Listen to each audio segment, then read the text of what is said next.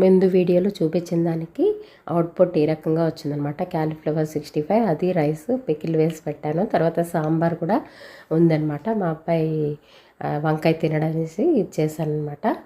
తర్వాత నేను పండుమిరపకాయలు తీసుకొచ్చారు మా వారు 1 కేజీ. అయితే అవి తీసేసి ఇలా కడిగి శుభ్రంగా ఆరబెట్టేశాను.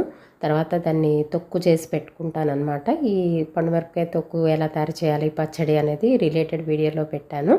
ఇంకా మనం పండుమిరపకాయ గోంగూర, పండుమిరపకాయ, టమాటో పికిల్ కూడా తయారు చేసుకోవచ్చు. అయితే పైనుంచి బట్టలు తెచ్చి మడత పెట్టేశాను. ఆ తర్వాత ఈవినింగ్ కోసం టమాటో రసము, ఆలూ ఫ్రై చేశానమాట. ఆలూ ఫ్రై చేసుకున్నప్పుడు మనం ముందుగా ఏదైనా డీప్ ఫ్రై చేసిన మూకుడులోనే కనుక వేయించుకున్నట్లయితే అసలు అంటుకుపోకుండా షాలో ఫ్రై చేసినా కూడా బాగా వస్తుందన్నమాట. తర్వాత పిండి రుబ్బేసి దానిలో ఇడ్లీ రవ్వ కూడా వేసి ఒకసారి రుబ్బేసాను అనమాట. అలా చేస్తే ఇడ్లీలు అయితే సాఫ్ట్గా వస్తాయి.